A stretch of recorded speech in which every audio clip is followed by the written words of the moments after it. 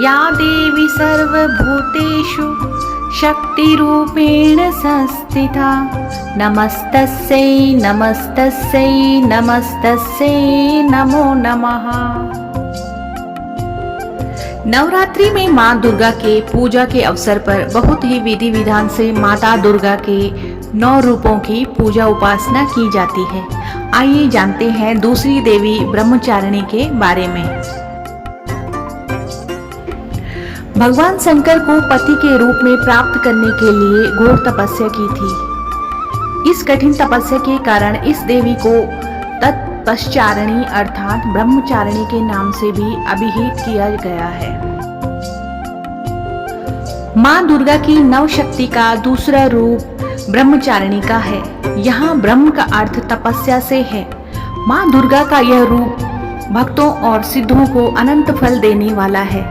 इसकी उपासना से तप, त्याग, वैराग्य, सदाचार और संयम की वृद्धि होती है। ब्रह्मचारिणी का अर्थ तप की चारिणी यानी तप का आचरण करने वाली। देवी का यह रूप पूर्ण ज्योतिर्मय और अनंत भव्य है। इस देवी के दाएं हाथ में जप की माला है और बाएं हाथ में यह कमंडल धारण किए है।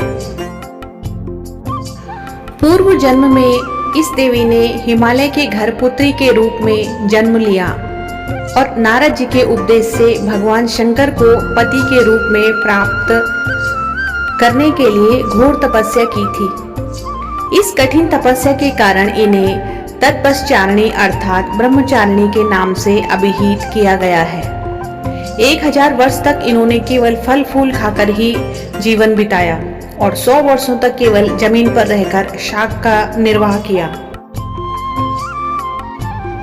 कुछ समय तक कठिन उपवास रखे और खुले आकाश के नीचे वर्षा और धूप के घोर कष्ट सहे। सूखे बिल्व पत्र खाकर और निर्जल और निराहार रहकर तपस्या किया करती रही। पत्तों को खाना छोड़ देने के कारण ही इनका नाम अर्पणा पड़ गया था। कठिन तपस्या के कारण देवी का शरीर एकदम क्षीण हो गया। देवता, ऋषि, मुनि सभी ने ब्रह्मचारिणी की तपस्या को अभूतपूर्व पुण्यकृत्य बताया, सराहना की और कहा कि हे देवी, आज तक किसी ने इस तरह की कठोर तपस्या नहीं की। यह तुमसे ही संभव थी। तुम्हारी मनोकामना पूर्ण होगी और भगवान चंद्रमौली शिव पति के रूप में प्राप्त होंगे। अब तपस्या छोड़कर घर को लौट जाओ।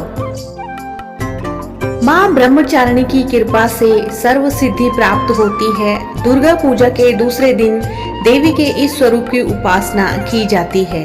इस देवी की कथा का सार यह है कि जीवन में कठिन संघर्षों में भी मन विचलित नहीं होना चाहिए। माँ ब्रह्मचारिणी हम सभी भक्तों की सभी मनोकामनाओं को पूर्ण करे। जय माँ ब्रह्मचारिणी।